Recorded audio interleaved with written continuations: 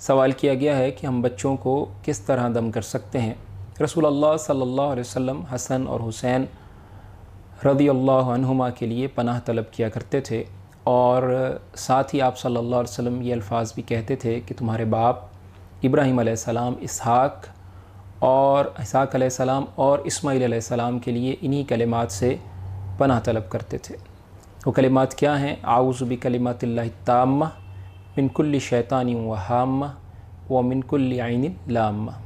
تو ان کلمات کے ذریعے سے اللہ تعالیٰ سے پناہ طلب کی جاتی ہے، شیطان سے اور زہریلے جانور سے اور ہر طرح کی نقصان دینے والی نظر بد سے۔ اسی طرح جبریل علیہ السلام نے اللہ کے رسول صلی اللہ علیہ وسلم کو یہ الفاظ کہے، بسم اللہ یرقیک من کل شیء یؤذیک ومن شر کل نفس او عین حاسد اللہ یشفیک بسم اللہ ارقیک۔ تو یہ کلمات بھی کہے جا سکتے ہیں اور ان سے بھی بچوں کو دم کیا جا سکتا ہے۔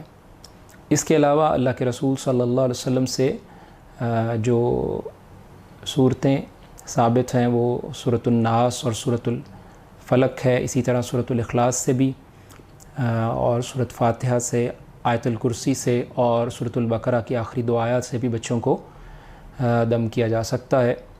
اور یہ کوشش کرنی چاہیے کہ اس کا اہتمام کیا جائے۔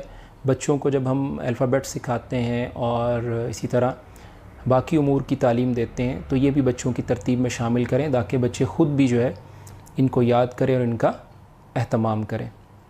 کوشش یہ کرنی چاہیے کہ یہ اذکار کرتے ہوئے کنسنٹریشن جو ہے اور توجہ اذکار کی طرف رہے اور پس منظر میں یا بیک گراؤنڈ میں بلا وجہ شور نہ ہو۔ اور مشاہدے میں یہ بات آئی ہے کہ عمومی طور پر بچوں کا ضد کرنا یا بلا وجہ رونا بعض دفعہ اس میں اس کی اہمیت اور زیادہ ہو جاتی ہے، اور زیادہ تاکید کے ساتھ اور زیادہ اہتمام کے ساتھ بچوں کو دم کرنا چاہیے۔ اللہ رب العالمین مجھے اور آپ کو رسول اللہ صلی اللہ علیہ وسلم کی احادیث کی اور دین کی سمجھ دیں اور اس پر عمل کی توفیق عطا فرمائیں۔